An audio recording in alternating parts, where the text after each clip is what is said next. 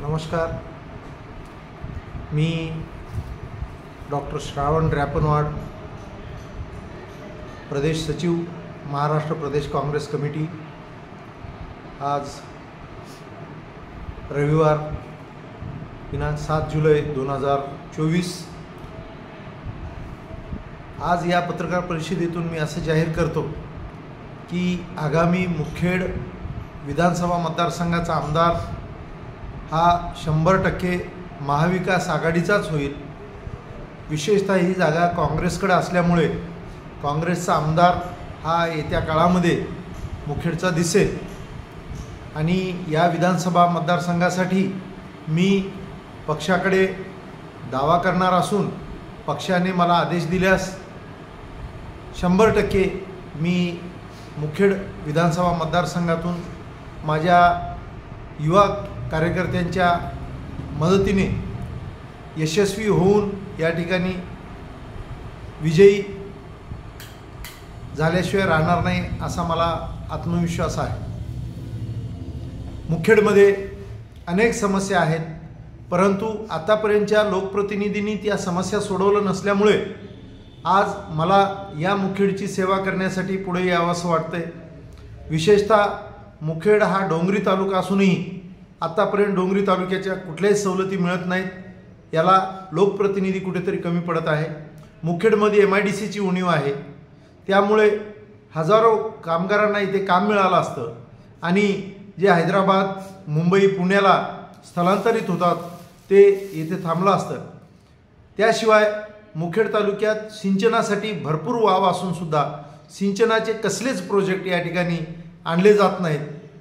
त्यामुळे विशेष त्यावर सिंचनावर काम करण्याची इथे गरज आहे।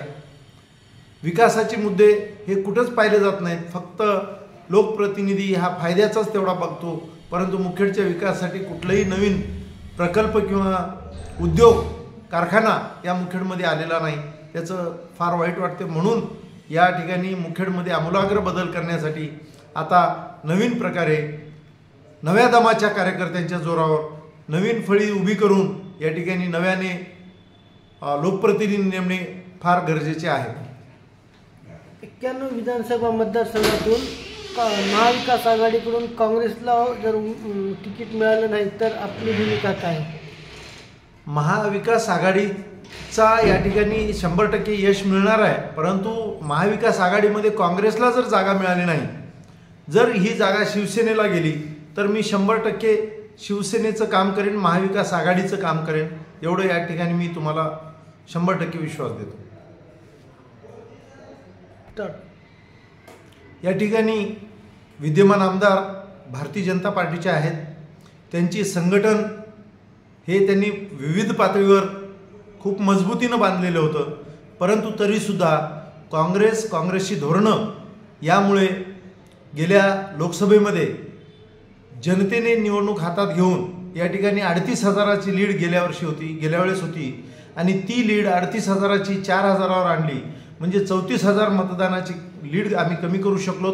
आणि या ठिकाणी जनतेच्या बळावर, जनतेच्या मनामध्ये भारतीय जनता पार्टीच्या विरोधात, भारतीय जनता पार्टीच्या धोरणांच्या विरोधात आणि विद्यमान आमदारांच्या विरोधात प्रचंड रोष असल्यामुळे जनतेच्या मदतीने आणि नवीन कार्यकर्त्यांच्या फळीच्या जोरावर मी ही निवडणूक यशस्वी होऊन महाविकास आघाडीचा आमदार या ठिकाणी 100% निवडून येईल।